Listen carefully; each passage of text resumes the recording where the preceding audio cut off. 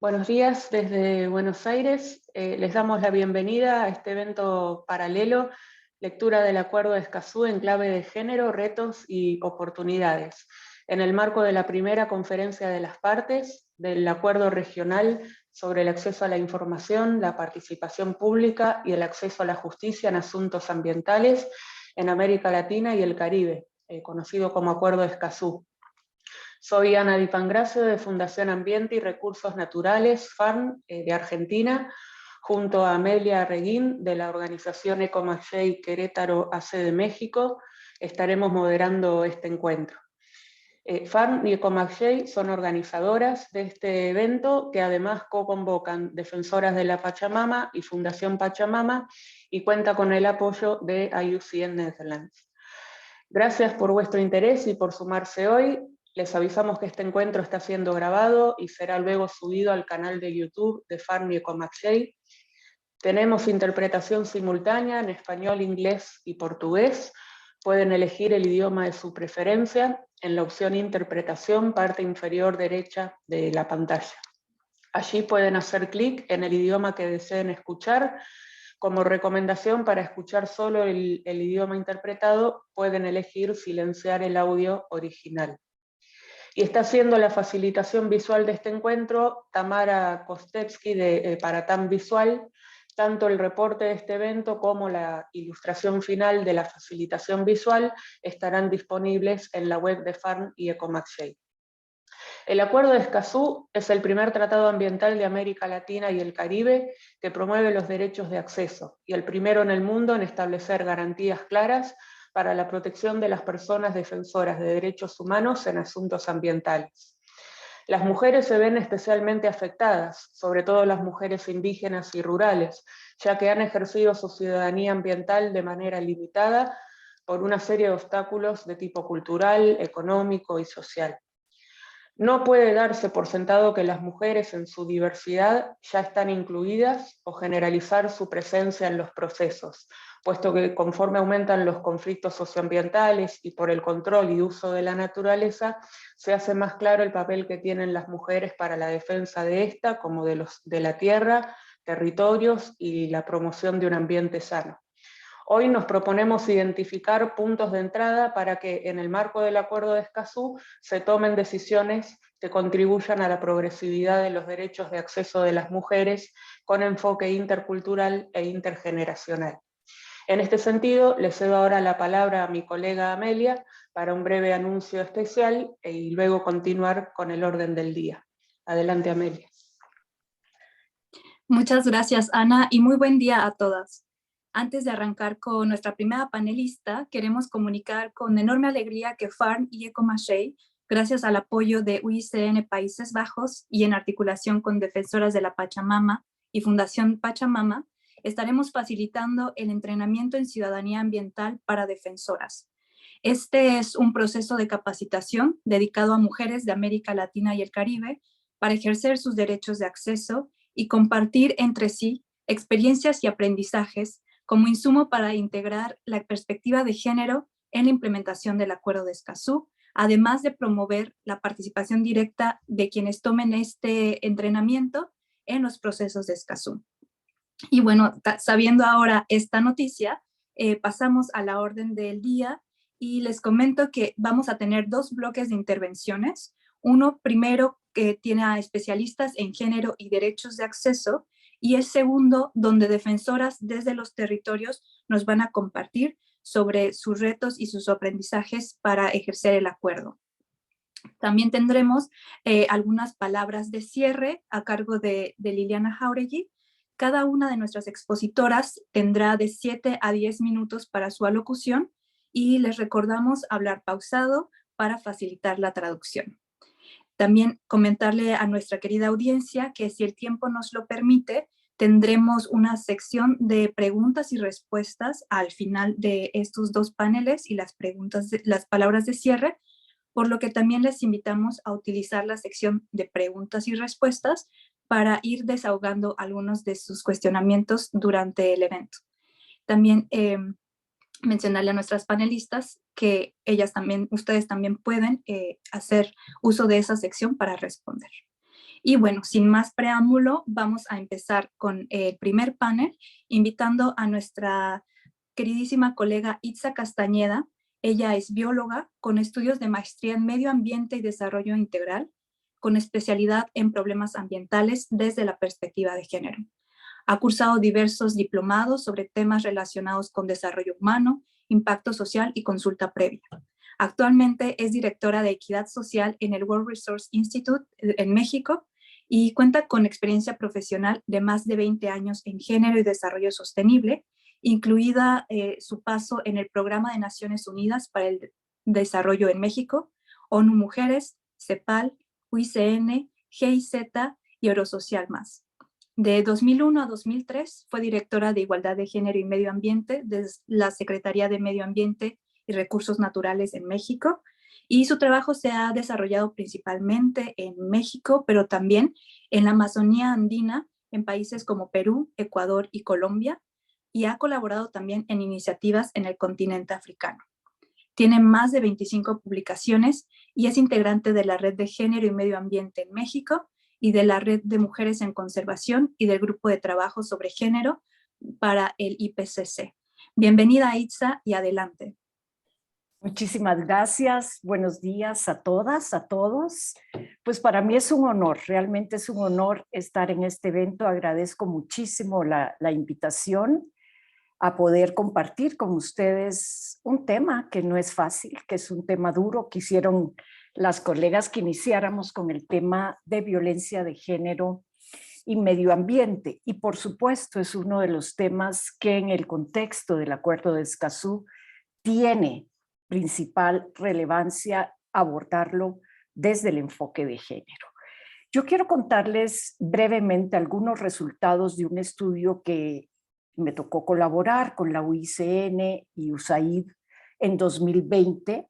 Hicimos un estudio 360 grados, es decir, tocando cada uno de los aspectos vinculados con el medio ambiente y la violencia de género.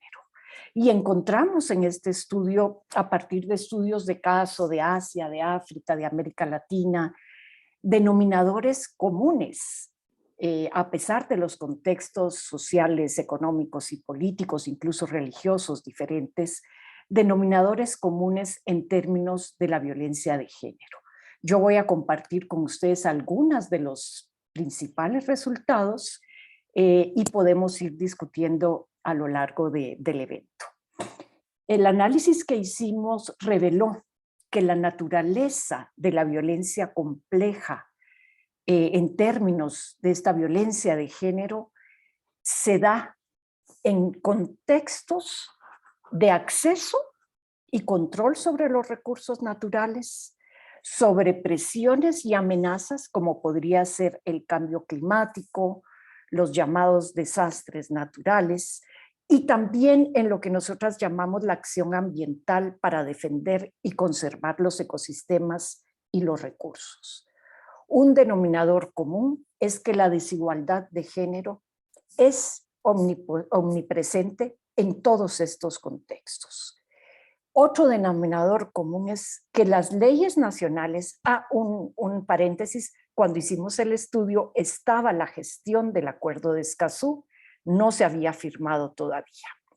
Las leyes nacionales y las leyes consuetudinarias, las normas sociales y los roles tradicionales de género dictan justamente quién puede acceder y controlar los recursos, y a menudo esto resulta en la marginación de las mujeres en comparación con los hombres. En América Latina y el Caribe, la desigualdad estructural en acceso a los recursos está dada principalmente por la tenencia de la tierra. Y cuando vemos los tipos de violencia de género vinculados a la tenencia de la tierra, vinculados al acceso de los recursos, no estaban plenamente entendidos, plenamente documentados, porque hay violencias de distinto tipo, no únicamente la violencia física, la violencia económica, la violencia social, la violencia cultural, que se da a partir de este eje estructurante que es el acceso a los recursos a partir de la tenencia. Cuando analizamos los distintos contextos Por supuesto que América Latina lleva desafortunadamente una ventaja en términos de violaciones a los derechos humanos. Sobre todo, y aquí las defensoras que van a participar en el siguiente segmento de la presentación podrán compartir más. La violencia de género es un medio de control sistemático para hacer cumplir y proteger los privilegios existentes en torno a los recursos naturales. Y esto hace que se mantengan los desequilibrios de poder. Y esto se da desde los niveles macro, comunitarios, hasta en el hogar. Por supuesto que se da en todos los niveles esta violencia. En el documento, que después les podremos compartir el vínculo, está documentado lo que registramos. Yo quiero aprovechar para compartir con ustedes algunos resultados y decirles que estas desigualdades de género nosotros llamamos que es la violencia de la desigualdad. La desigualdad en sí misma es violenta. Se ha incrementado, como sabemos, a partir del COVID, y no únicamente en términos de desigualdad y pobreza. Entonces el escenario que nosotras documentamos hace 4 años no es el mismo. Estamos viviendo un escenario distinto. Creo que si volviéramos a hacer este estudio de nuevo, los resultados serían de otra naturaleza y no necesariamente más favorable. ¿Qué ha pasado con los roles y las responsabilidades diferenciados por género, por ejemplo, donde las mujeres se han tenido que hacer cargo más de los cuidados, donde han perdido sus empleos, donde, como lo ha documentado la CEPAL, nos va a costar más a las mujeres remontar la brecha salarial, económica, etcétera. Es decir, la desigualdad se incrementó. Y esto diríamos, bueno, ¿y qué pasa con el medio ambiente? También se ha incrementado, porque la desigualdad no es aislada de los temas ambientales. Además, ha habido un incremento en el deterioro de los recursos naturales, de los bosques, de la agricultura. Tenemos una crisis hídrica, desconozco el resto de América Latina, pero en México es alarmante la crisis hídrica que tenemos, y esto, los impactos que tiene, por supuesto, también son diferenciados, están vinculados con la violencia. Cuando mujeres y niñas tienen que caminar más tiempo, esto está ampliamente documentado, también están más expuestas a la violencia de género. Pero también hay violencia de género con la migración ocasionada por el cambio climático. Por ejemplo, no sé si aquí haya personas de Centroamérica, pero la migración que se ha dado principalmente de Centroamérica hacia México para llegar a Estados Unidos, en muchos casos es migración climática. No está reconocida, no tiene un marco legal, no tiene cómo referir las violencias que sufren las mujeres en este desplazamiento de grandes masas de personas por cambio climático. Yo quiero ir cerrando con datos muy duros que tienen que ver con la defensa de la tierra y el territorio. Y voy a referirme rápidamente a 2 reportes. Uno es el de 2020 de Global Witness, donde lo que nos dice es que los ataques contra defensores y defensoras del territorio ocurren en el contexto de una gama más amplia de violencia. Y en América Latina estamos envueltos en una gama de violencia muy amplia. No es únicamente la violencia del Estado, no es únicamente la violencia de las empresas, es también la violencia del crimen organizado, y todo esto se ha intercalado con la violencia de género. Las desapariciones muchas veces de mujeres en el campo, de mujeres rurales que van a hacer trabajos forzados, a la minería ilegal, a la tala ilegal. Esa violencia sexual y después la criminalización están documentadas en estos reportes. Desafortunadamente se ha documentado incremento de ataques a mujeres y es diferenciado al de los hombres. No quiere decir que los de los hombres no sean graves, por supuesto que no estoy diciendo eso, pero contra las defensoras incluyen intimidación, vigilancia, violencia sexual y criminalización. Y además se ha documentado mayor violencia contra población indígena. Es decir, una vez más, la desigualdad mujer indígena, defensora, se incrementa la vulnerabilidad y se incrementa la hazaña con la que se ejerce la violencia contra estas personas. Desafortunadamente, y después voy a hablar de lo afortunado, por ejemplo, en México desapareció el fideicomiso, que era un fondo para la protección de personas defensoras de derechos humanos y periodistas, y el Fondo de Ayuda, Asistencia y Reparación Integral, y otros fondos que están relacionados con la labor de la defensa ambiental y el territorio, como el Fondo Sectorial de Investigación Ambiental, el Fondo de Desastres, etcétera. ¿Qué sucede con la desaparición de estos fondos? No solo contravienen las obligaciones en materia de protección de los derechos humanos ambientales y su defensa, como lo menciona el Acuerdo de Escazú, sino que se traducen en que se eliminan los recursos financieros que hacen el sustento del Estado para cumplir con estas obligaciones. Si este análisis lo hacemos para todos los países de América Latina y el Caribe, sería interesante ver cuál es el marco legal que está protegiendo a las mujeres y a los hombres. El Acuerdo de Escazú es muy claro en su artículo 9. Y además, mi lectura es, no podemos leer Escazú aislado de los otros marcos de derechos humanos de las mujeres. Tenemos que leerlos en su conjunto porque no es un acuerdo aislado.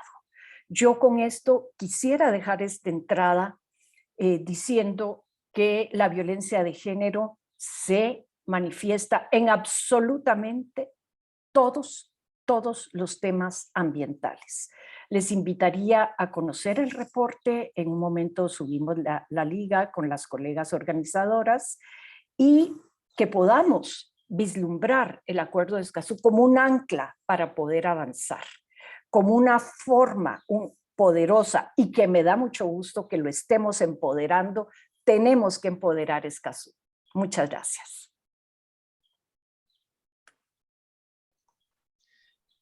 Muchas gracias, Itza, por tus palabras y por poner una imagen clara de la realidad que las mujeres se enfrentan para el ejercicio de sus derechos ambientales y de lo que has llamado como violencia de la desigualdad, ¿no? Pero también las oportunidades que nos traen el Acuerdo de Escazú y la importancia de reforzar el enfoque de género en su marco. Y luego de estas palabras iniciales vamos a pasar al bloque de los tres derechos de acceso con tres especialistas que irán sumando a las reflexiones ya compartidas por Itza.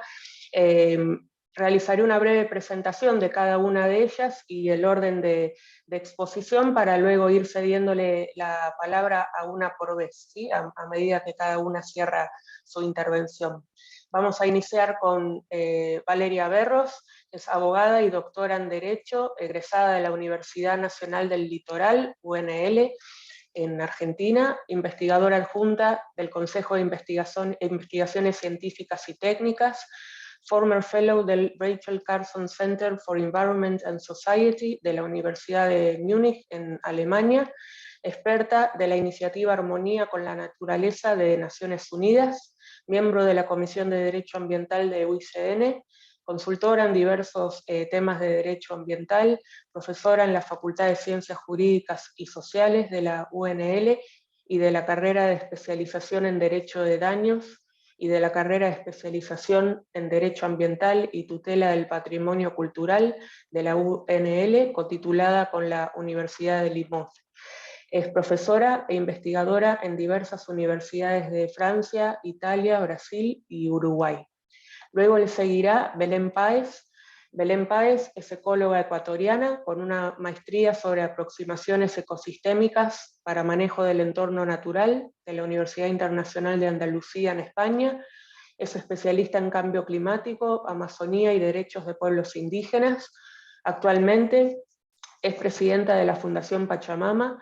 Durante los últimos 25 años, Belén ha dirigido programas basados en las economías de los bosques, ecoturismo, energías renovables, la protección y conservación de bosques tropicales, acciones y programas legales en defensa de derechos territoriales, colectivos y de la naturaleza, justicia climática y mejoras en la salud materno-infantil.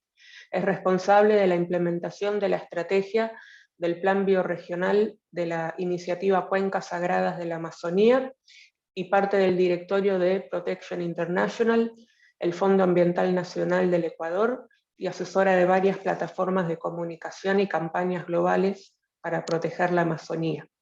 Y finalmente en este bloque lo cerrará Vanessa Torres, abogada, especialista en Derecho Ambiental y candidata a magíster en estudios sobre sustentabilidad, investigadora en temas relacionados con banca multilateral y actores emergentes, industria extractiva y derechos humanos, miembro de redes internacionales y coordinadora de proyectos con impacto a nivel nacional y regional. Actualmente subdirectora y coordinadora del área de financiamiento y derechos socioambientales en la Asociación Ambiente y Sociedad, una ONG colombiana que promueve la aplicación plena de los derechos de participación y acceso a la información de la sociedad civil y la transparencia de las entidades públicas y privadas, y trabaja con comunidades afectadas y con grupos de jóvenes y mujeres.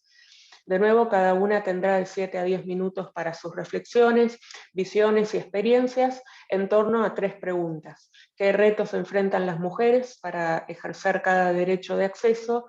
¿Qué cambios se deben hacer para eliminar estas barreras?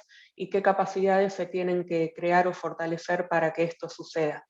Valeria abordará el acceso a la información, Belén participación y Vanessa acceso a la justicia. Entonces, doctora Valeria Berros tiene la palabra. Gracias.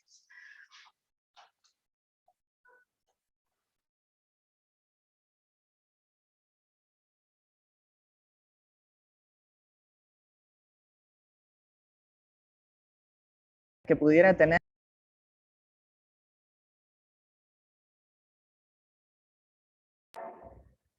Hola, ¿se me escucha? Me aparece un cartel bastante raro. A ver. Sí, se escucha, adelante. ¿Sí se escucha? Me apareció un cartel sobre reinicio del audio y pensé que no me estaban escuchando. Bueno, como les decía, me disculpo por cualquier problema técnico que pudiera llegar a ocasionarse. Como bien mencionaba Ana recién, nosotras tenemos el desafío de pensar un poco en relación a los retos, a los cambios o las barreras que existen y a las capacidades también. Y en mi caso en particular voy a trabajar sobre estas ideas en relación al acceso a la información. Como bien también venimos de escuchar de Itza y Ana al principio en su presentación, es muy claro la desigualdad existente en términos de sufrimiento ambiental, en términos de desigualdades territoriales, en términos también de activismos que están cruzados por la perspectiva de género, y en ese sentido Escazú se convierte en un espacio muy importante para empezar a fortalecer y robustecer los distintos accesos. En particular, con respecto al tema de la información, cuando uno lee el contenido de Escazú, uno podría pensar que hay 2 grandes objetivos que luego se despliegan en un sinnúmero de temas, ¿no? y de detalles, que luego, por supuesto, en la implementación van cobrando contenido. Pero por un lado allí tenemos la cuestión de asegurar la accesibilidad y por el otro lado también la generación y la difusión de la información ambiental. Y en ese sentido, cuando pensamos en la implementación de Escazú y el proceso que se está comenzando a dar con esta implementación, en primer lugar,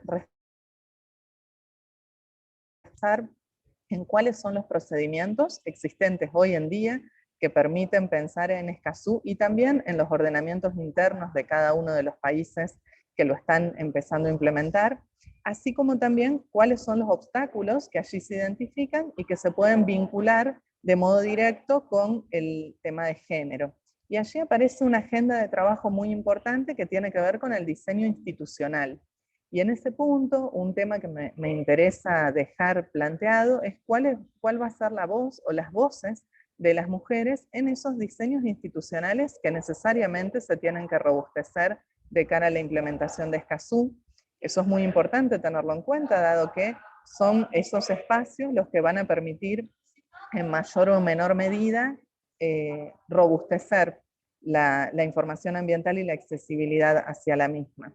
Y por el otro lado, también tenemos la cuestión de producir información con perspectiva de género, que eso también es un importante desafío y que tiene que ver también con visibilizar este tema, que se empieza a visibilizar ahora, pero que es muy importante la profundización de esa mirada, ¿no? Cuando producimos información ambiental, cómo atravesamos la perspectiva de género en el proceso de producción de esa información ambiental. Eso, a mi modo de ver, podría resumir, por supuesto desde mi perspectiva, y esto se puede discutir y ampliar mucho más, pero podría en cierta forma dar contenido a los retos y desafíos que plantea Escazú. Por otro lado, tenemos la cuestión vinculada con las barreras y qué cambios podrían generarse para eliminar ciertas barreras hoy existentes para el acceso a la información. Y en ese punto uno podría pensar en dos grandes ejes también.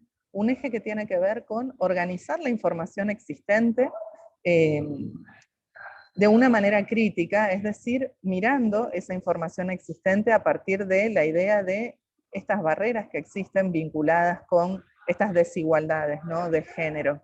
Y por el otro lado también, robustecer el acceso a la información. Y en ese punto uno podría plantearse algunas preguntas disparadoras. Una de ellas puede ser si tenemos conocimiento en los distintos países y en los distintos territorios sobre qué porcentaje de accesos a la información son realizados por mujeres. Ese dato nos permite pensar algunas cuestiones y nos permite también graficar cuáles son los accesos a la información que efectivamente pueden ser tenidos en consideración por parte de, o que pueden ser llevados a cabo en realidad por parte de mujeres. Por otra parte, otra pregunta que nos podemos hacer es si tenemos conocimiento, sabemos cuáles son las dificultades que existen para el acceso a la información, dificultades en orden a lo territorial, en orden al acceso a instituciones. Hay una desigualdad territorial también muy grande a nivel institucional para presentar los accesos a la información. Y si esto está, y de qué manera esto también está atravesado por la perspectiva de género. Y después, por último, tenemos un tercer eje que tiene que ver con las capacidades. ¿Cuáles son las capacidades existentes? Y en ese sentido creo que una tarea interesante en estos momentos de implementación de Escazú es la de identificar los espacios institucionales, los cruces, las articulaciones que se pueden dar entre los espacios institucionales vinculados tanto a la cuestión ambiental como a la cuestión de género, y eso dependerá, por supuesto, de los diseños institucionales de los distintos estados que están implementando Escazú y a su vez de los distintos niveles subnacionales de esos estados, pero allí también, y en ese punto, dentro de una multiplicidad, ¿no?, de posibilidades, además de esta de recurrir a cuáles son las instituciones que están encargándose de estos temas, también allí ver algo que es central y que tiene que ver con cómo incorporar los movimientos y las voces de las mujeres en esas capacidades que son muy importantes y que pueden robustecer mucho el proceso de implementación de Escazú, y a su vez, y dentro de este variado abanico que uno puede identificar respecto de las capacidades existentes, algo que tal vez sea por mi propio recorrido y que me interpela especialmente, es ver cuál es el rol que puede tener el sistema científico y tecnológico en este punto, es decir, las personas que nos dedicamos a la investigación, que nos dedicamos a la extensión universitaria. Y ahí me parece también que sería interesante hacer un mapeo o una cartografía de cuáles son las personas que se dedican a la investigación y a la extensión y que han intentado comenzar a tabular información, ¿no?, tendiendo puentes entre la cuestión ambiental y la cuestión de la perspectiva de género, y además también esta producción de datos siempre robustece mucho esta posibilidad de pensar en cómo generar un mayor acceso a la información siempre se ve robustecido si partimos de algunos datos en producción. Y en ese punto, y ya para cerrar, porque veo que estoy llegando hacia los minutos máximos, me atrevo a hablar de una pequeña experiencia que tiene que ver con un proyecto de extensión que tenemos en la Universidad Nacional del Litoral, que trabaja con otro de los accesos, que es el acceso a la justicia, a donde trabajamos puntualmente con la desigualdad territorial que existe a nivel pequeñas localidades de la provincia de Santa Fe versus grandes localidades de la provincia de Santa Fe en materia de acceso a la justicia, y allí también se puede, y de hecho es algo que nos ha sucedido a lo largo del desarrollo del proyecto de extensión, incorporar esta perspectiva de género, y me parece que en los temas de acceso a la información también puede ser muy importante el rol que puedan tener estos tipos de proyectos que existen en varias instituciones a lo largo y a lo ancho de los distintos países de América Latina y el Caribe, y creo que hoy en día también pueden tener, incluso hasta pensándolo en términos de una responsabilidad grande a la hora de fortalecer la implementación de Escazú. Muchísimas gracias y espero que se haya escuchado bien porque apareció un poco de ruido de fondo. Lamento este inconveniente técnico. Se escuchó muy bien, Valeria. Muchas gracias por tu intervención. Y continúa Belén Páez para abordar el tema de participación, que se va a apoyar también en una presentación PowerPoint. Esperemos que la cuestión técnica ahí acompañe también. Adelante, Belén.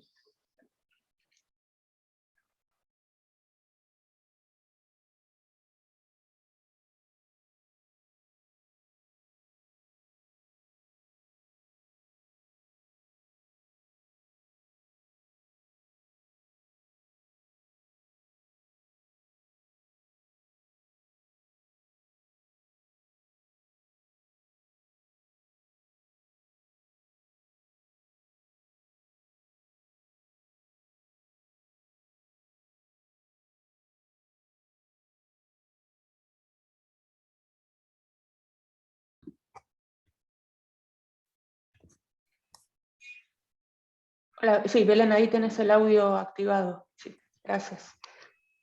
Gracias. Bueno, voy a compartir una presentación. Avísame si es que estamos con la pantalla.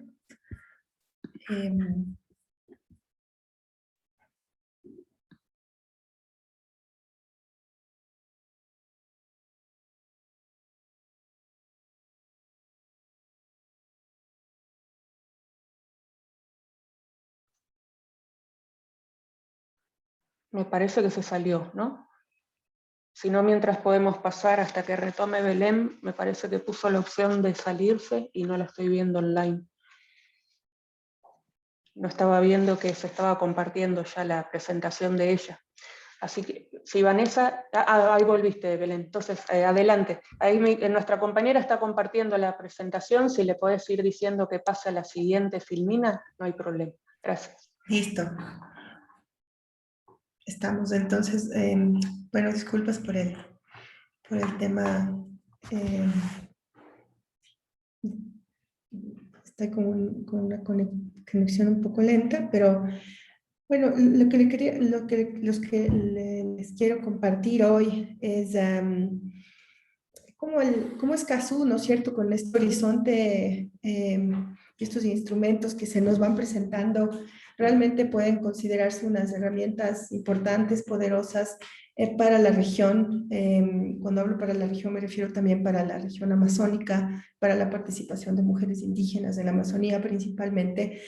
Y estamos confiados de alguna manera que en el horizonte de los próximos 5 o 10 años, al igual que la definición de algunas políticas públicas que tienen que ver con reducción de la deforestación, este instrumento y otros derechos podrían verse fortalecidos en la medida en que los movimientos sociales, los grupos de mujeres indígenas puedan participar con mayor amplitud en las comunidades, en las ciudades, en la política pública. Y de hecho, lo que implica en el marco de Escazú la participación se refiere específicamente a, por ejemplo, el vigor qué tan robustos pueden ser los procesos de toma de decisiones en torno a la consulta ambiental, en torno a la consulta previa, libre e informada, la participación en torno a la viabilidad o monitoreo ambiental de los proyectos, en cuanto las mujeres y las comunidades rurales puedan estar con la generación de capacidades y con las acciones necesarias para poder participar en el monitoreo de las políticas ambientales. Y también implica el tema de participar en el diseño de normas y políticas públicas en materia ambiental, en materia de derechos humanos, en materia de los derechos de la naturaleza y en materias de cambio climático. Entonces, esta participación implica que definitivamente haya más acceso dentro de los espacios públicos para invitar a los movimientos de las mujeres y de los pueblos indígenas al diseño de estas políticas públicas. En torno a la participación ambiental con perspectivas de género e interseccionalidad, conocemos que la naturalización de género ha llevado a que la educación de mujeres y niñas se limite, ¿no es cierto?, a ser agentes pasivas en las comunidades y a dedicarse a tareas del cuidado del hogar, de cuidado de la soberanía, de la alimentación de sus familias. Sin embargo, se ha evitado repetidamente el acceso a su participación en el entorno público y en la toma de decisiones de sus organizaciones. Y a pesar de que esto cambia de a poco, todavía sigue estando vigente. En cuanto a la acción climática, es decir, a los diseños de las políticas públicas que existen en los países, se busca tener mayor coherencia entre los adelantos de los derechos de las mujeres y la igualdad de género con aquellos que están relacionados con el cambio climático y la protección ambiental.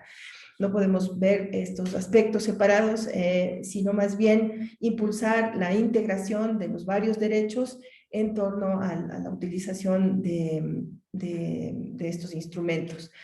En cuanto a los lineamientos de género y cambio climático para el Ecuador, se reconoce que el 50% de la población mundial son mujeres, por lo que los límites del acceso a la participación pública en asuntos de carácter ambiental y climático equivalen a combatir la crisis con la mitad de la capacidad de la humanidad.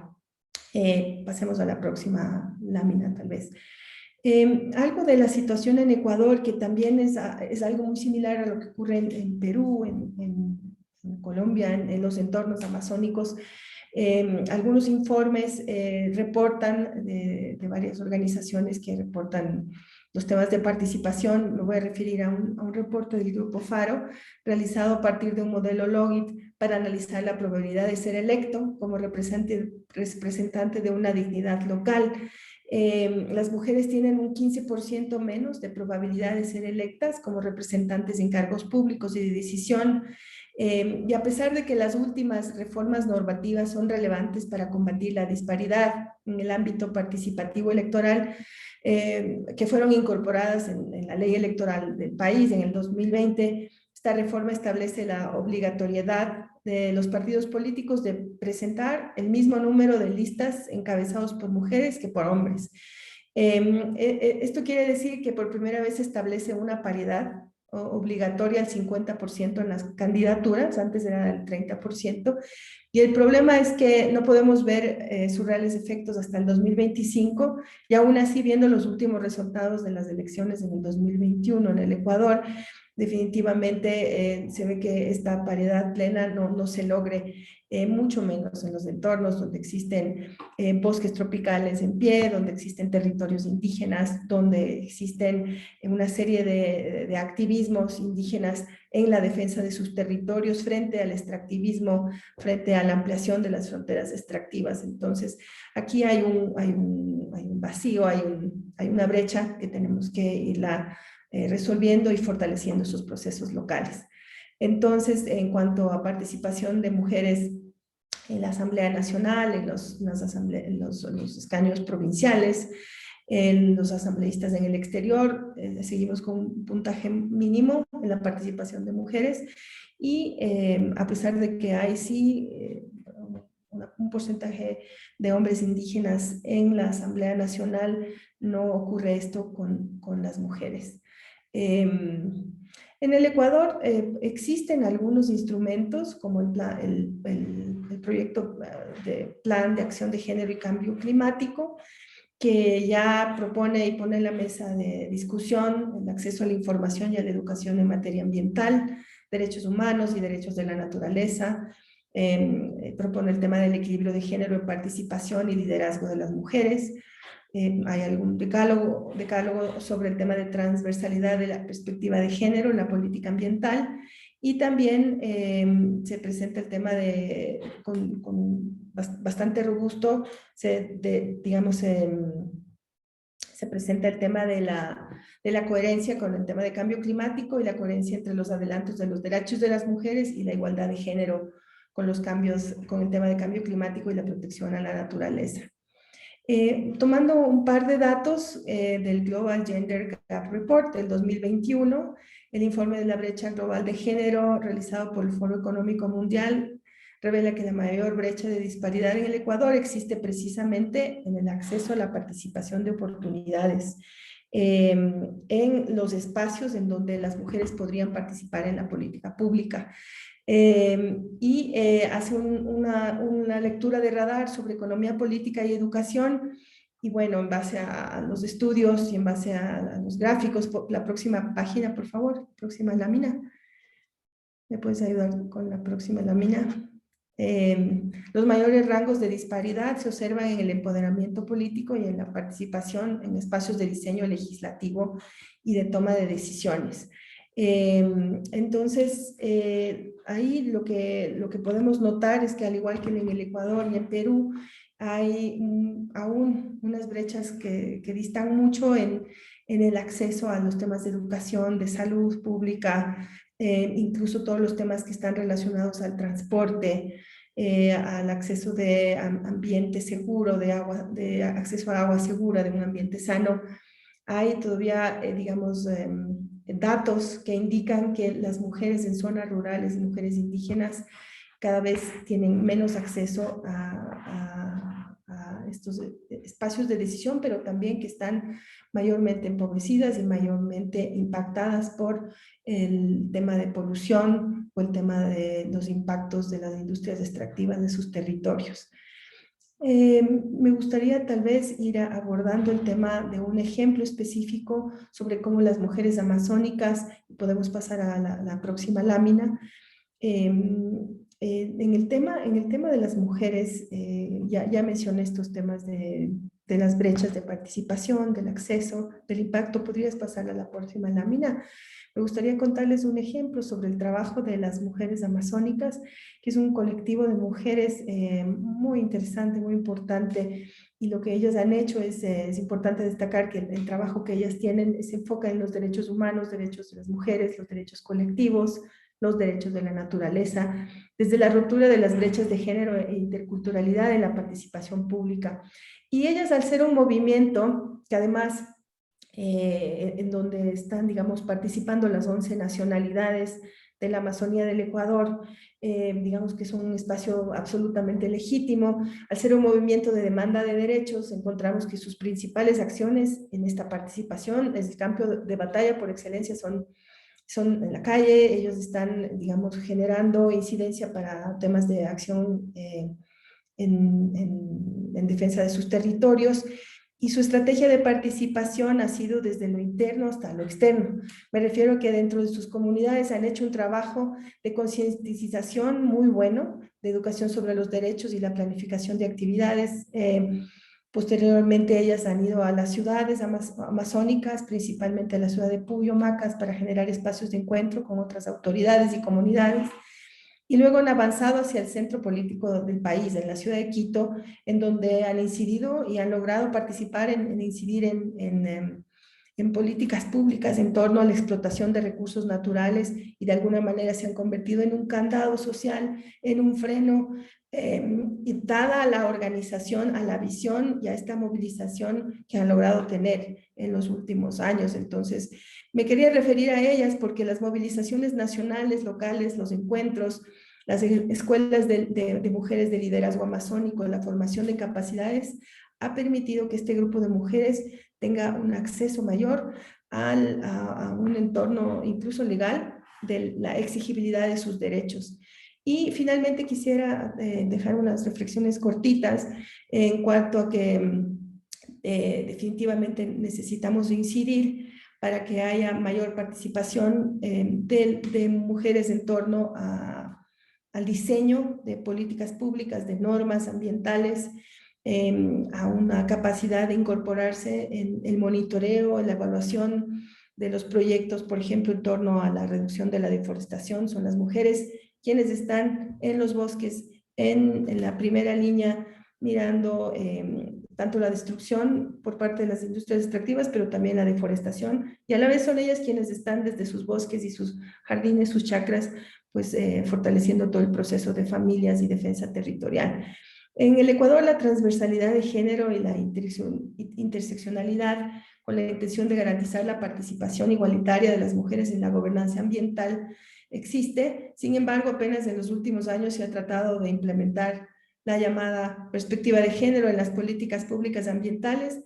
Así que yo lo veo a esto como un proceso largo que continúa siendo un proyecto con muchos desafíos, un proceso con muchos desafíos, pero tengo a la vez la confianza en que los movimientos de mujeres campesinas, de mujeres de los Andes, de mujeres amazónicas, han creado un pacto social muy fuerte, muy poderoso, que está avanzando hacia la incidencia de estas políticas públicas, y confío en que el instrumento de Escazú en los próximos 10 años puede convertirse en una herramienta también bastante habilitante y poderosa. Muchas gracias. Muchas gracias, Belén, por la información y perspectivas compartidas desde Ecuador y ahora desde Colombia. Para cerrar esta sección, antes de pasar a la de defensoras, le damos la palabra a Vanessa Torres. Adelante, Vanessa, gracias. Hola a todos y todas, buenos días. Quisiera que me dejaran prender mi cámara, no puedo hacerlo.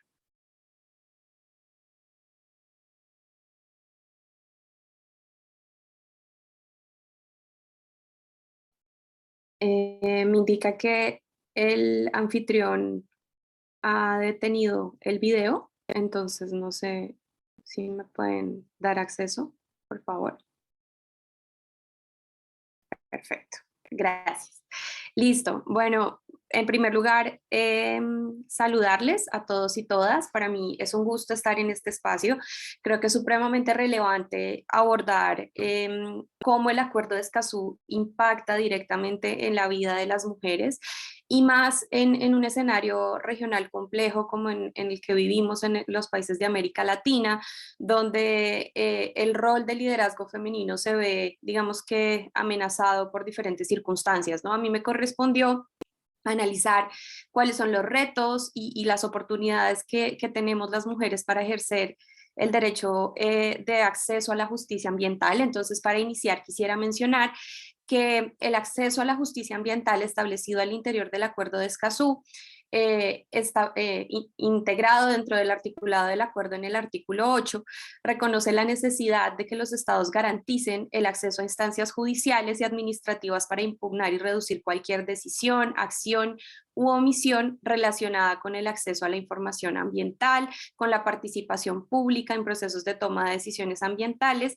y con cualquier otra decisión, acción que afecte el medio ambiente o las normas jurídicas que regulan el derecho al medio ambiente. Para esto se requieren órganos estatales competentes con acceso a conocimientos especializados en materia ambiental, procedimientos efectivos, etc. Entonces creo que acá, digamos que viendo la regulación que hace el Acuerdo de Escazú, podemos empezar a identificar cuáles son las barreras a las que nos enfrentamos las mujeres y particularmente las mujeres pertenecientes a comunidades vulnerables, ¿no? Entonces, en la práctica existen efectivamente barreras que impiden a las mujeres acceder a la justicia ambiental, y esto puede verse reflejado en la identificación del impacto que los conflictos sociales y ambientales tienen sobre las mujeres, que muchas veces no son evidenciados desde un escenario judicial. Entonces, como ejemplo, por supuesto, podemos ver el avance de proyectos petroleros en ecosistemas estratégicos en América Latina y el Caribe, habitados muchos de ellos por comunidades vulnerables, como lo son los pueblos indígenas o comunidades campesinas, campesinas, lo cual demarca un escenario hostil para las mujeres. ¿Qué escenario hostil podemos encontrar o hemos evidenciado desde Ambiente y Sociedad?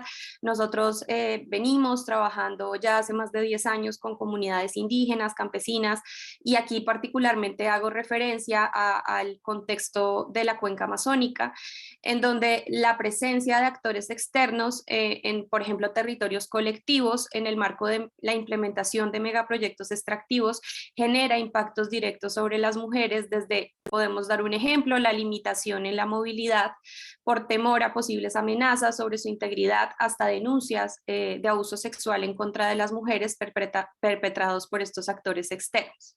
Estas denuncias no son incorporadas en el reconocimiento del impacto social y ambiental generado a nivel comunitario y territorial desde una instancia judicial. Entonces aquí ya vemos una gran barrera que enfrentan las mujeres frente a la invisibilización de estas afectaciones y de estas vulneraciones de sus derechos fundamentales. En el caso colombiano, las comunidades campesinas e indígenas han sido víctimas del conflicto armado. Aquí vemos, digamos que un escenario particular y que genera, digamos, un escenario de revictimización, dado que además del escenario del conflicto armado, hay un avance de megaproyectos de desarrollo que pues, digamos, genera un escenario bastante complejo. Aquí tenemos varios ejemplos, uno de ellos es el caso de la hidroeléctrica de Hidroituango en el departamento de Antioquia, caso emblemático a nivel internacional porque digamos que es un proyecto que se construye en torno a uno de los ríos más grandes del país, el río Cauca, del cual dependen muchas comunidades campesinas, pesqueras y barequeras, el cual fue impactado por la presencia de grupos armados, este territorio de grupos armados paramilitares y guerrillas. Entonces, adicional a esto, se avanza con un megaescenario bastante hostil para quienes habitan este territorio. En relación a las mujeres que habitan el río Cauca, estas son sobrevivientes que han perdido a sus hijos, esposos a causa de la guerra. También el conflicto ha afectado sus vidas y sus cuerpos. Sin embargo, ha sido difícil el reconocimiento de un enfoque diferencial por parte de los jueces a nivel nacional en torno al impacto socioambiental que se ha generado por parte de este proyecto, ¿no? Mencionar adicionalmente que el Acuerdo de Escazú habla de la importancia de la generación de pruebas del daño ambiental, medidas cautelares y otras figuras judiciales para proteger los derechos fundamentales. Aquí es importante recordar que las mujeres tienen roles importantes a nivel comunitario, los cuales muchas veces dificultan que sean ellas quienes lideren estas acciones de activismo judicial.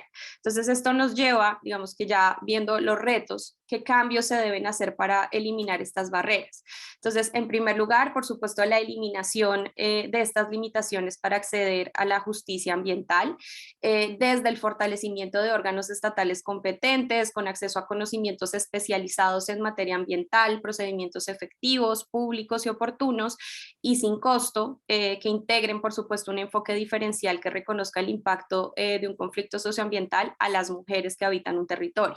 En segundo lugar, el análisis crítico de carteras de desarrollo como un ejemplo de una visión externa del territorio, de cómo se está organizando, sin tener en cuenta el rol de las comunidades, ¿no? En tercer lugar, el fortalecimiento de liderazgos feministas comunitarios. Creo que son procesos, y sabemos que son procesos bastante avanzados, que son, digamos, un ejemplo de ellos son los procesos de mujeres indígenas en contra de una visión de desarrollo colonialista que reconoce las desigualdades de etnia, género, impulsadas por escenarios extractivos. Estos deben ser fortalecidos y deben, digamos, que trascender a escenarios de construcción de políticas públicas. Finalmente, por supuesto, el reconocimiento de liderazgos feministas autónomos en un escenario, digamos, de desencuentro con una soberanía estatal y el rol empresarial, ¿no?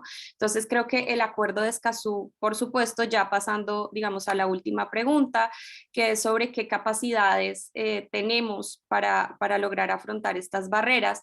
Entonces, recordar que el Acuerdo de Escazú digamos que construye y se construye en torno a un espacio colaborativo a nivel regional que nos lleva al fortalecimiento de estos liderazgos feministas comunitarios que ya existen, y lo que debe llevarnos es a visibilizar estos liderazgos comunitarios en la implementación de la articulado hacia la construcción de políticas públicas en nuestros países.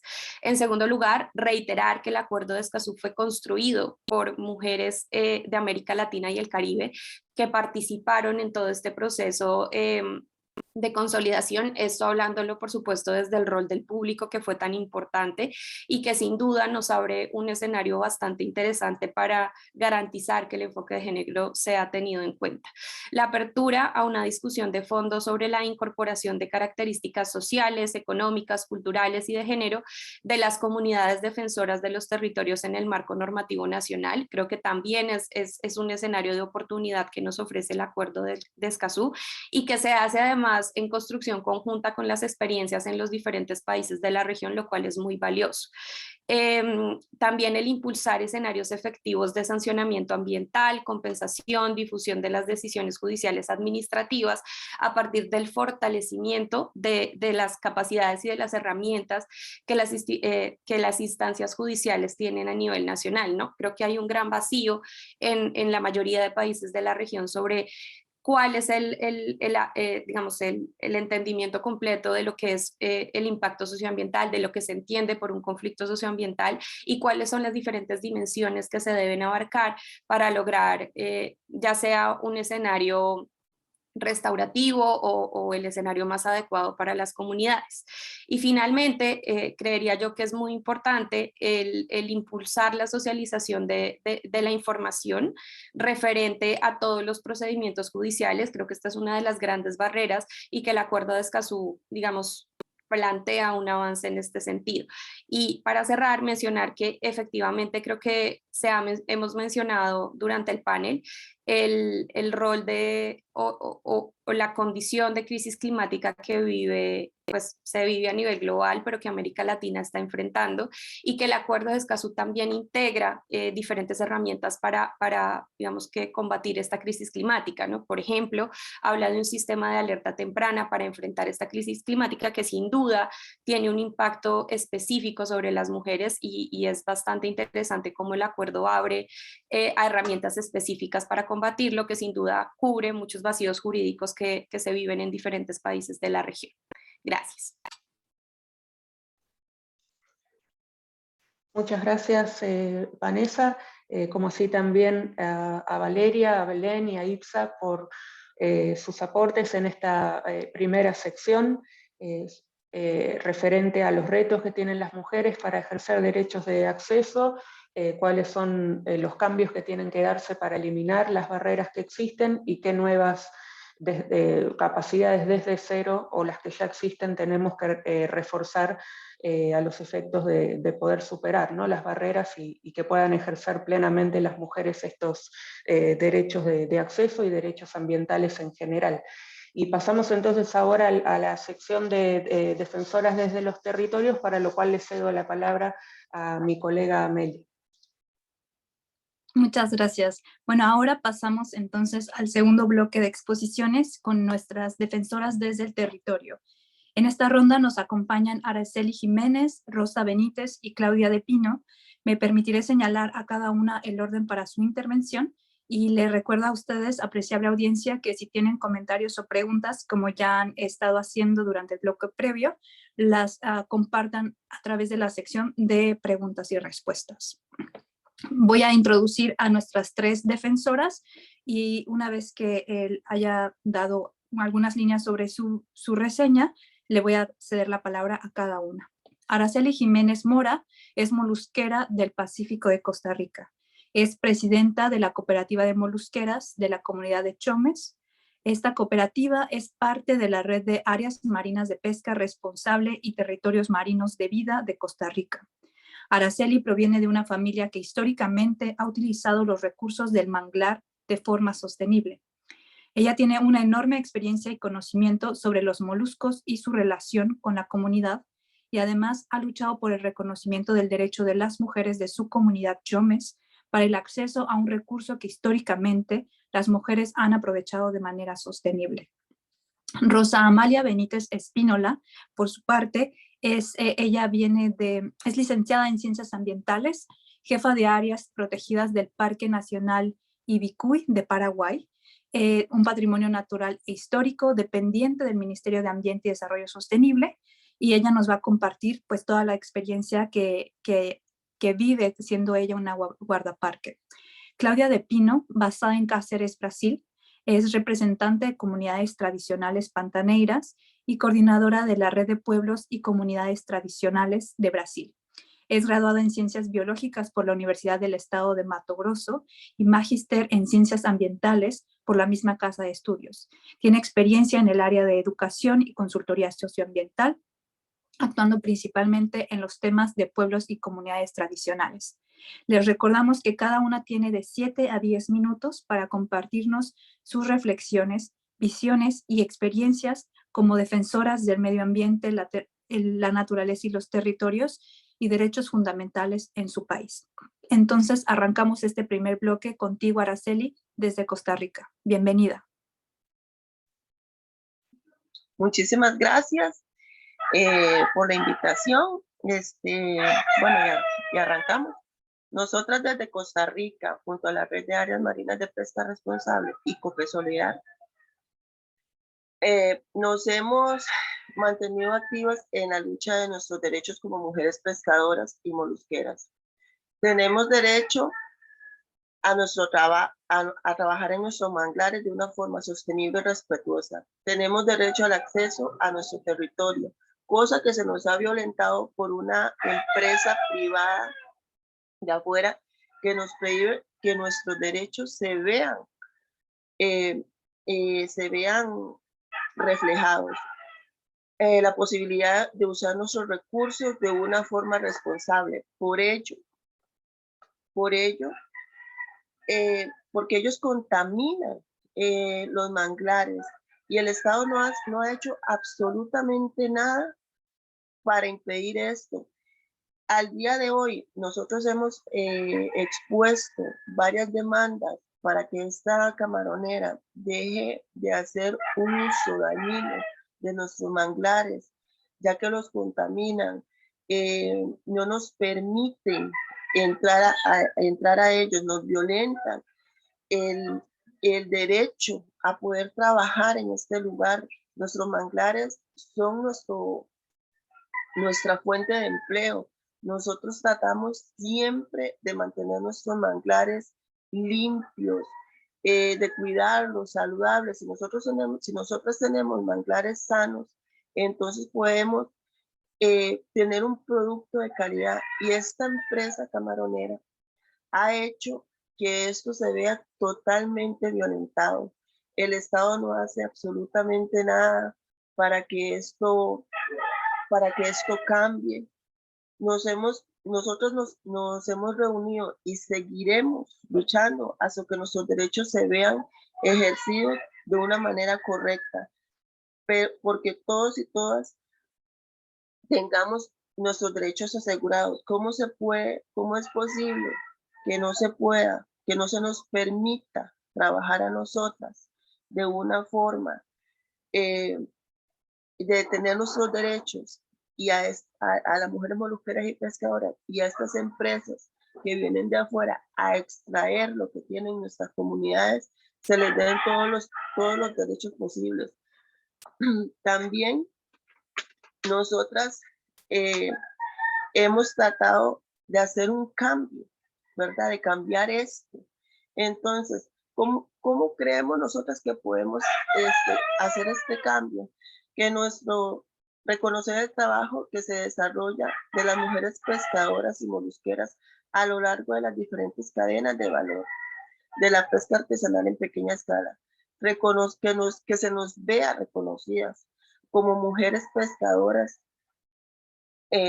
artesanales en pequeña escala y exigir el ejercicio de nuestro derecho y sobre todo el trabajo decente, el derecho a la salud, a un ambiente sano como el cuidado de nuestros manglares, cosa que se ha visto totalmente violentada y por lo que nosotros seguimos luchando. Tener la información del por qué estas grandes compañías de camaroneras que nos violentan el derecho en Chomes. Si se puede, y cómo es posible que se puedan destruir nuestros manglares. Y nosotras, que los cuidamos y hacemos un uso tradicional y cuidadoso, sostenible de nuestros recursos, recursos que cuidamos y valoramos como mujeres pescadoras. Que también nosotras tratamos siempre de tener esos manglares tan bonitos, tan sanos, tan llenos de vida, y vienen esas grandes compañías a hacer todo lo contrario.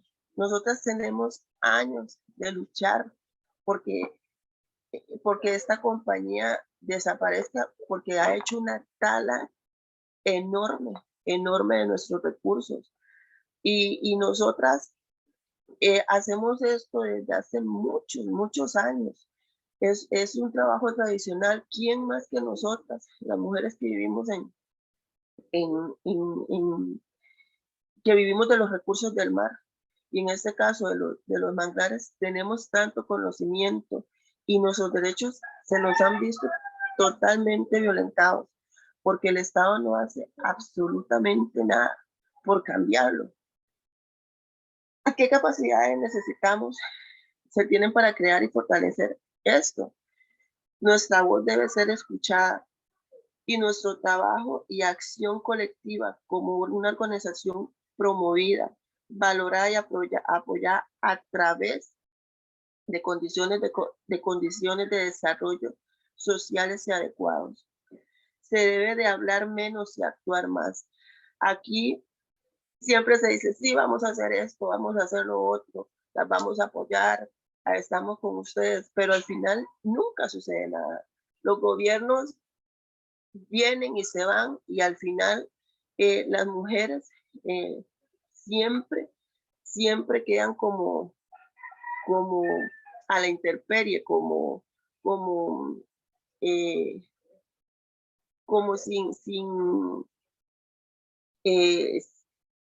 sin derecho, vulnerables, quedan totalmente vulnerables, porque vienen y los gobiernos no sucede nada. Tenemos años de estar luchando por esto, porque nuestro trabajo sea un trabajo valorado a través que es igualmente importante, que tiene el mismo valor que cualquier trabajo, y no sucede nada. Los gobiernos no hacen absolutamente nada para que esto cambie. Debemos de trabajar en las comunidades, con las mujeres directamente, fortalecer nuestras capacidades y la información que recibimos para poder luchar juntas a favor de una identidad y nuestro territorio en la conservación de nuestros recursos. Debemos de cuidar muchísimo, de seguir luchando por nuestros recursos. Debe de ponerse en atención a temas de distribución de beneficios de conservación. Muchas veces, ¿cómo podemos hacer conservación en condiciones de pobreza? ¿Cómo podemos hacer conservación sin la gente? La mayoría de la gente que vive de los manglares o los pescadores artesanales no sabemos hacer otra cosa que no sea extraer o pescar. No pueden organizaciones o gobiernos locales hacer conservación sin gente, conservación en condiciones de pobreza y vulnerabilidad. Siempre se tiene que tomar en cuenta el conocimiento tradicional de las personas que vivimos en las comunidades, que si conservamos, pero no tenemos a la gente va a morir de hambre, porque no sabemos hacer otra cosa, que nuestros derechos se vean reflejados de verdad, que no sea solo en palabra o que se quede escrito. No, de verdad se debe de actuar y que nuestros derechos se cumplan. Somos ricas en recursos, pero debemos valorar nuestro trabajo. Los mercados deben ser más justos también, porque no se nos paga de una forma correcta o no se nos recibe de una forma correcta nuestro producto. y se debe de ver cómo reparten los beneficios de la conservación. O sea, debemos tener ese cuidado de en esa pequeña línea donde se pueden violentar nuestros derechos, donde no podemos seguir sin quedando lo mismo. Siempre tenemos que luchar y luchar y luchar para que nuestros derechos se cumplan hasta el final. Y vuelvo y lo repito, no podemos hacer conservación sin gente. Muchísimas gracias. Muchas gracias, Araceli Jiménez, por compartirnos la experiencia de las molusqueras desde Costa Rica. Y ahora vamos a pasar con Rosa Benítez para que nos comente sobre los desafíos y los aprendizajes de las guardaparques desde Paraguay. Bienvenida, Rosa.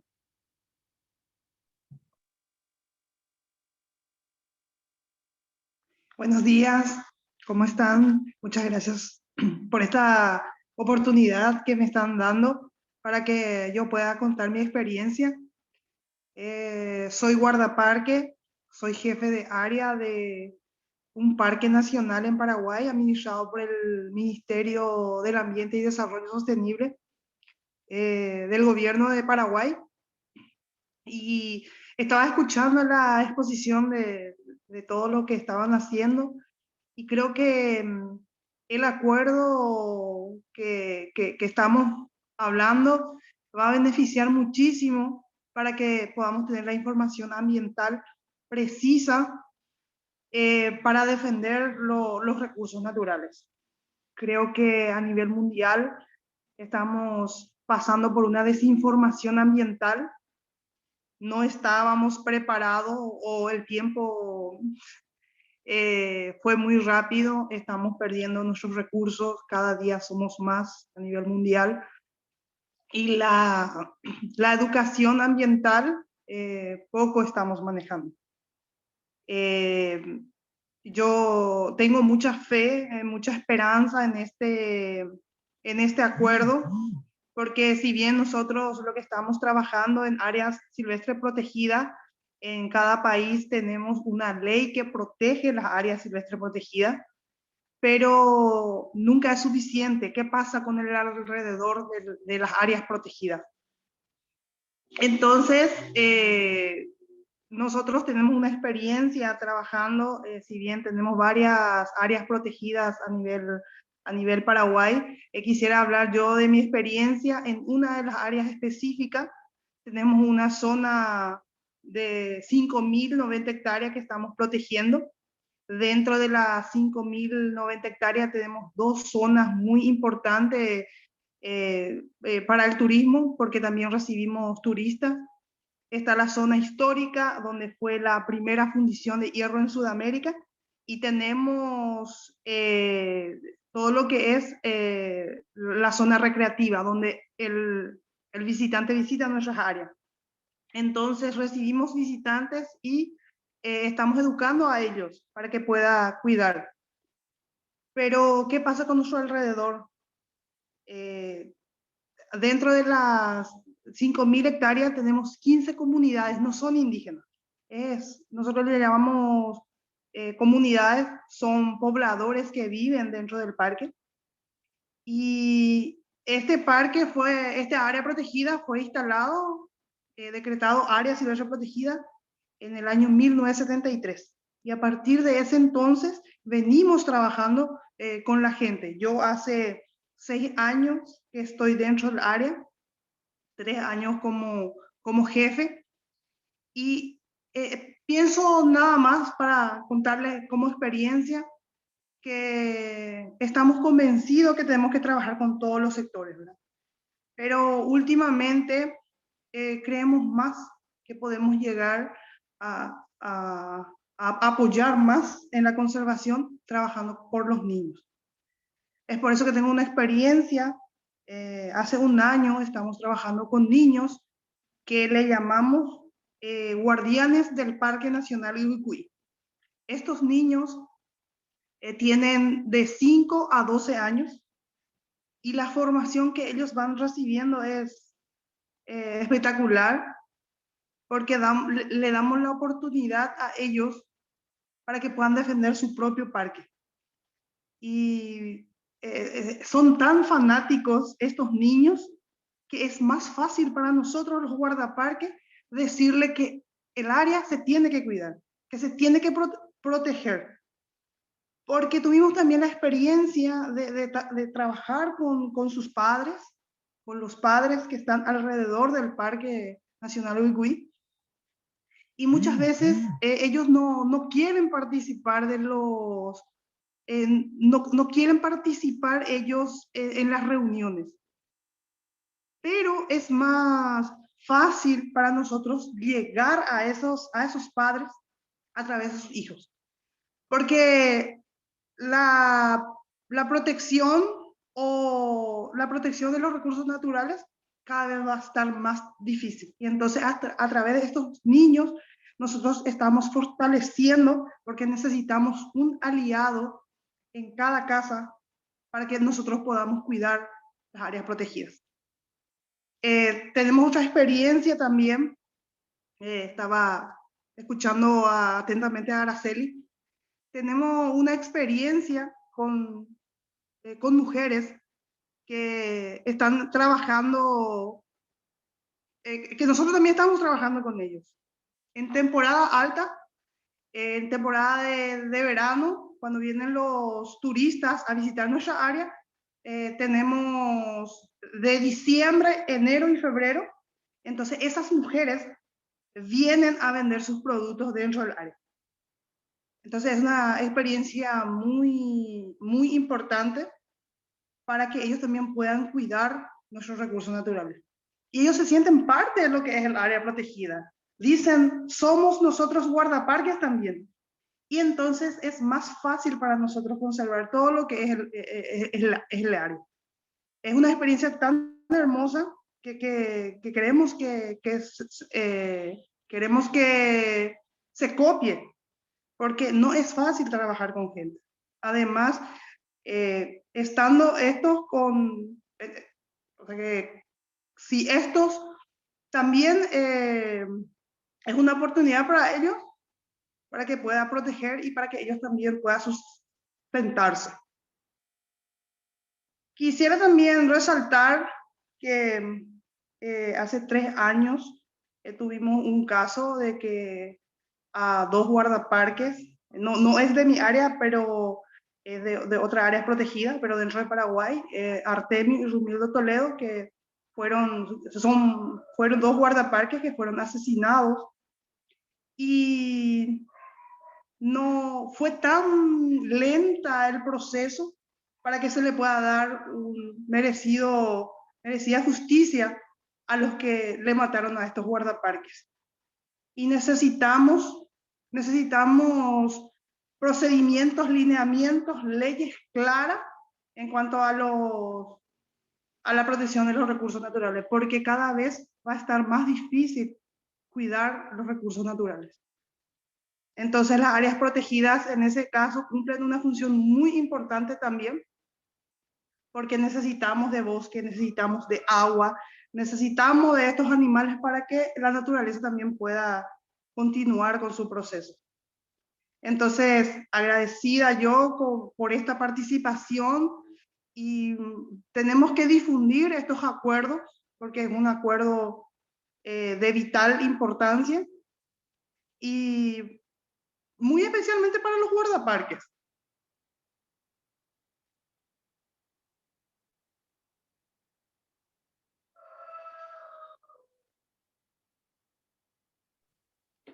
Muchísimas gracias, Rosa Benítez, desde Paraguay, por compartirnos pues las experiencias positivas que también sabemos que existen. Y entonces ahora queremos pasar contigo, Claudia, desde Cáceres, en el Pantanal de Brasil. Por favor, adelante, tienes la palabra.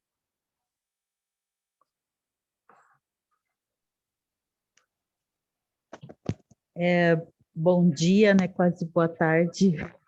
Na realidade, boa tarde, né, para todos e todas. Eu fico muito feliz pelo convite da Ana no Farm, de poder contribuir um pouquinho hoje nesse dia, de algumas reflexões, né, sobre as mulheres. Muito feliz, Ana, pelo convite. E eu começo já dizendo da grande importância do papel das mulheres das comunidades tradicionais pantaneiras para o Pantanal em si. Então, o Pantanal, considerado, né, uma das maiores áreas úmidas do mundo, ele é manejado por mulheres, é utilizado, né, por grande parte por mulheres.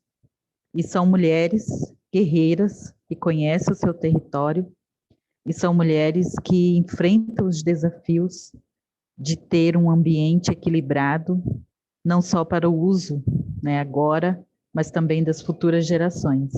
Nós estamos falando de mulheres que, além dos trabalhos, né, do seu lar, do seu ambiente, ainda contribuem com várias atividades, utilizando esse ambiente, seja para a cura, no caso das plantas medicinais, seja pela busca de alimento, utilizando frutos e outros, e seja também no aspecto espiritual, que contribui em grande parte para esse equilíbrio que o ambiente pantaneiro necessita.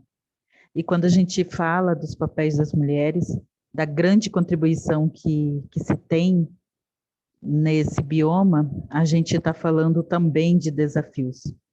No ano de 2020 e 2021, o Pantanal sofreu com os incêndios florestais. Os incêndios que foram provocados pela ação humana e que teve um impacto muito grande na vida das mulheres.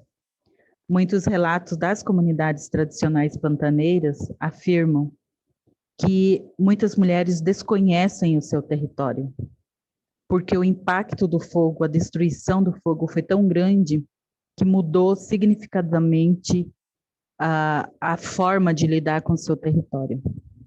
Então, nós estamos falando de um ambiente que está em sintonia com esse manejo pelas mãos das mulheres, mas que, devido ao impacto, ele se torna uma outra coisa. Nós estamos falando de formas de vida, nós estamos falando de forma de manejo, nós estamos falando de mulheres que curam. E com isso, a gente tem um novo modelo, né, de uso do território tradicional. O impacto do fogo nas comunidades tradicionais no ano de 2020 e 2021, ela traz uma destruição para além do aspecto ambiental. Ela vai uma destruição também das conexões espirituais, por exemplo, que se tem com o território. É um impacto muito grande na vida e também na forma de conviver com o território. Eu lembro de algumas mulheres relatando o quanto o fogo ia destruindo as plantas medicinais, por exemplo. E, às vezes, sair no quintal de casa para buscar uma planta medicinal e não encontrar, isso implica necessariamente em buscar outros meios que, às vezes, não estavam acostumadas. Por exemplo, o próprio sistema público de saúde. Então, o papel das mulheres, nesse sentido, ele vai para além, muito além, de somente utilizar o território onde há a sua residência, vai para outros aspectos do Pantanal. E a gente começa a sentir os efeitos ainda hoje, em 2022, do que ocorreu em 2020 e 2021, no território pantaneiro, porque tudo o que foi devastado ainda vai levar muito tempo para ser reconstruído ou restaurado, seja no aspecto ambiental, ou seja no aspecto emocional e espiritual. Tudo que foi destruído, ele precisa de uma restauração externa, né, que vem de dentro, mas que reflete por fora também. Então, quando a gente fala do Pantanal como a maior área úmida do mundo, era como se ela fosse homogênea. como se ela fosse um único ambiente, mas os diferentes ambientes que são manejados, e na maioria das vezes pelas mulheres, constitui essa grande característica do que é o Pantanal e dos desafios que se apresentam. Outros desafios do Pantanal, para além do fogo, nós temos a presença ativa das mulheres à frente, seja na atividade da pesca, seja na atividade do extrativismo, de frutos das áreas de transição entre Cerrado e Pantanal, seja no manejo direto também de áreas em restauração. Hoje, atualmente, a organização que eu estou como uma das coordenadoras, que é a Rede Pantaneira, desenvolvemos várias atividades de restauração, e o que a gente percebe é que esse processo que se passou pelo Pantanal e que ainda passa dos desafios, tem impacto muito grande na vida das mulheres. As mulheres, elas estão sendo colocadas em situação de vulnerabilidade, seja quando o território é impactado pelo fogo, por uma pequena central hidrelétrica, ou ainda na instalação de portos no Rio Paraguai e em outros lugares do Pantanal. As mulheres estão à frente, e eu vejo que o acordo de Escazú, ele vem nesse sentido de reforçar que é preciso discutir a proteção aos defensores, e neste caso as defensoras do ambiente, porque quando se tem as defensoras do ambiente, nós temos também as defensoras da vida, de uma forma geral. Então, colocar esse acordo em discussão e com a participação, com esse recorte de gênero, para nós do Pantanal é muito importante, porque isso faz um reconhecimento de toda a luta das mulheres à frente das questões ambientais, que, novamente, defender o ambiente, neste caso o Pantanal, é defender a nossa casa, é defender a nossa vida, é defender tudo que está relacionado com o uso, manejo e também restauração desse ambiente.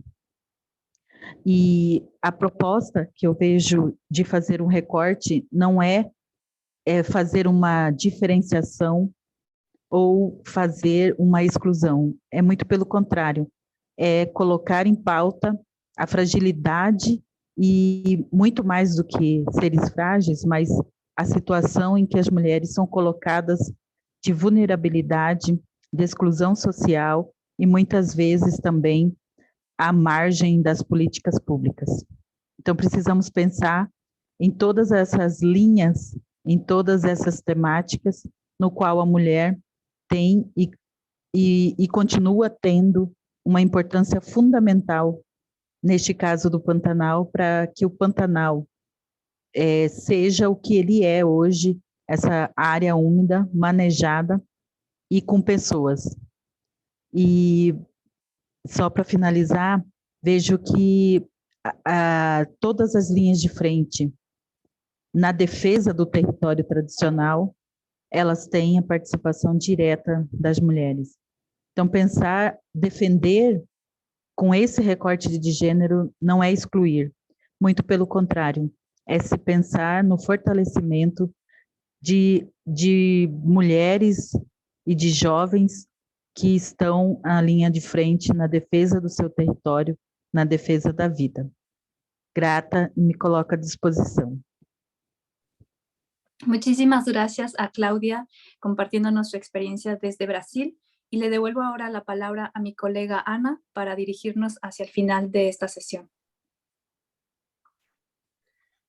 Muchas gracias, Amelia. Y agradeciendo que nos sigan acompañando, ya estamos ahora en la sección de cierre de este encuentro, para lo cual le vamos a dar la palabra a Liliana Jáuregui, que hará una intervención de cierre y conclusiones sobre los temas que ha abordado este evento y lo que nos dejan también las palabras de panelistas, especialistas en violencia de género, en derechos de acceso y las intervenciones de nuestras defensoras, ¿no? Ha habido varias preguntas, pero agradeciéndoles. Algunas hemos podido contestarlas por escrito, pero lo dejo a tu consideración, Liliana, según la intervención de cierre que desees hacer, si querés postular alguna de estas cuestiones a alguna de nuestras panelistas que quieran una reflexión de cierre en 30 segundos, pero lo dejo a tu disposición. Liliana Jauregui es una experta senior en justicia ambiental en IUCN Netherlands, UICN Países Bajos. Tiene más de 18 años de experiencia en la gestión e implementación de programas internacionales con organizaciones de la sociedad civil, internacionales y nacionales, con enfoque en conservación de la naturaleza, justicia ambiental, delitos ambientales, desarrollo de capacidades y cabildeo e incidencia internacional. Liliana, tenés la palabra por 7 o 10 minutos y luego cierra con una despedida mi colega Meli. Gracias. Ana, quería un poco considerar lo que me ofreciste. Si hay alguna pregunta que tú crees que es importante ahora responder, estoy contenta en ceder un par de minutos. Quería empezar, por supuesto, con agradecer la contribución y la diversidad de contribuciones que hemos tenido en esta hora. Es un trabajo bien ingrato a veces tener que hacer un resumen de lo que se ha discutido, porque esta sesión ha sido muy, muy completa y muy diferente en cuanto a las perspectivas que se han discutido. Después de escucharlo, todo lo que he escuchado, que lo voy a resumir, un par de ideas que a mí me han quedado dando vueltas, una de las conclusiones que no puedo evitar llegar es que a pesar, por supuesto, que el Acuerdo de Escazú es el primero en muchos, en el mundo, en muchos de los aspectos que se han discutido, sigue, por supuesto, sin abarcar los problemas estructurales que tenemos en nuestras sociedades. Y el tema de género, por supuesto, es uno que en Latinoamérica conocemos muy bien. Entonces, si dejamos que las cosas caigan o que lleven por su propio peso, vamos a terminar con los mismos problemas que estamos teniendo. El Acuerdo de Escazú es un instrumento en sí, y la implementación depende de muchas otras cosas. Así que hay que hacer mucho trabajo ahora, por supuesto es un gran paso el ratificarlo, pero queda mucho trabajo por hacer si es que queremos llegar a un acuerdo que cumpla con los objetivos que tuvo cuando se diseñó. Ahora, quiero revisar brevemente algunas de las cosas que se han mencionado. Pido de antemano disculpas si no soy completa, pero solamente voy a rescatar algunas de las ideas. Por ejemplo, cuando empezamos con Itza habló de la violencia de género y del denominador común que existe en el mundo. Cuando miramos el género y el medio ambiente, cuando los ponemos a estos dos aspectos en un mismo plato, no podemos negar que hay aspectos que son comparables y que tenemos que revisar y que el Acuerdo de Escazú va a traer estos mismos problemas. Por ejemplo, el tema de la naturaleza de la violencia, que tiene que ver también relacionado con el tema de la tenencia de la tierra. Me gustó mucho la idea que Itza lanzó, que no es nueva, pero que creo que es importante, la violencia de la desigualdad en sí, y que es algo que tenemos que abarcar y que el COVID, por lo visto, después de estos 2 años, ha incrementado y que nos va a hacer más difícil aún poder remontar las brechas que ya tenemos entre los géneros. Itza nos mostró algunos ejemplos muy tangibles, como el de la migración, el de defensa de la tierra, y también se refirió al informe de Global Witness. Valeria, después continuamos con Valeria, que habló del tema del acceso a la información desde la perspectiva de una abogada, y planteó unas preguntas importantes, por ejemplo, que hay que producir información desde la perspectiva de género, y que hay que organizar la información que tenemos de una manera crítica. Esa idea me quedó dando vueltas y creo que hay que tomarla como un paso a seguir. También dio unas par de propuestas, como retomar las capacidades de los diferentes espacios institucionales que existen, y también habló con algo que tenemos que investigar, el rol que puede jugar el aparato científico. Belén habló, por otro lado, de la participación, y Belén, más que otras, me llamó la atención por enfocarse mucho en Ecuador, destacó las barreras que existen en estos momentos. Por ejemplo, que las mujeres tenemos una educación que ya tiene un sesgo y que las educa como agentes pasivas. También habló de la participación política, que es un dato, y otros datos más específicos como en las legislaciones, que no existe la perspectiva de género, la consulta previa, y así otros temas más específicos que se muestran en el tema de Ecuador, pero que yo creo que se pueden también comparar con otros países de la región. Vanessa habló del acceso a la justicia. Creo que una de las ideas que destaco de lo que habló ella, de nuevo sin tratar de ser completa, habló de que necesitamos órganos estatales competentes y con conocimientos específicos, si no, no vamos a poder visibilizar las afectaciones de las mujeres. Recuerdo también que habló del liderazgo feminista y comunitario y que tenemos que reconocer el liderazgo feminista autónomo. Finalmente, las tres testimonios de nuestras defensoras ambientales me tocaron específicamente también porque hablaban del tema de la conservación, por supuesto, y cómo no se puede hacer conservación sin población local. Araceli habló de los manglares y cómo ellos no entienden que hay una empresa que no tengan acceso a esa información. ¿Y cómo puede ser esa situación posible? Una pregunta muy honesta y muy abierta que, bueno, ellas tienen totalmente derecho a que se les responda. Y me gustó la frase que ella dijo también, mujeres quedan a la intemperie, y la quiero repetir porque creo que refleja muy bien la situación de otras mujeres. Rosa trajo un mensaje más también positivo, también encontró esta solución de trabajar con los jóvenes. Me gustó también porque estaba abarcando el tema de la generacional, de que trabajando con jóvenes también como que tocamos un entusiasmo y que a lo mejor a través de ellos también podemos llegar a los padres. Y finalmente Claudia habló de los desafíos que tienen las mujeres, como son los incendios forestales, y que las agresiones y los impactos de estos incendios, pero también de las obras de infraestructura, no solo afecta a las mujeres en sus medios de vida, sino también rompe el lazo que tienen las personas con su territorio. Y con ese último pensamiento me quiero quedar una vez más agradeciendo la oportunidad aquí al final de poder compartir mis reflexiones con ustedes. Y si queda tiempo me gustaría que lo ocuparan para abarcar un par de preguntas. Gracias. Muchísimas gracias, Liliana Jáuregui, por este cierre de este tan nutrido evento. También agradecemos a todas nuestras panelistas, a nuestras defensoras desde los territorios y a ustedes como audiencia tan apreciable que nos ha acompañado esta mañana. Simplemente para cerrar, les invitamos a estar pendientes tanto de las páginas web como de las redes sociales de FARN y ECOMACHEI, porque se realizó una relatoría visual a cargo de Tamara Kosteski de este evento y vamos a compartirlas a través de esos medios. Y también les recordamos esta iniciativa de capacitación para defensoras, entrenamiento en ciudadanía ambiental, que también va a ser compartida en las redes sociales. Y sin más, pues damos por cerrado este evento, la lectura de Escazú con perspectiva de género, sabiendo que es un trabajo que arranca y hay mucho por hacer. Muchísimas gracias a todas nuestras panelistas.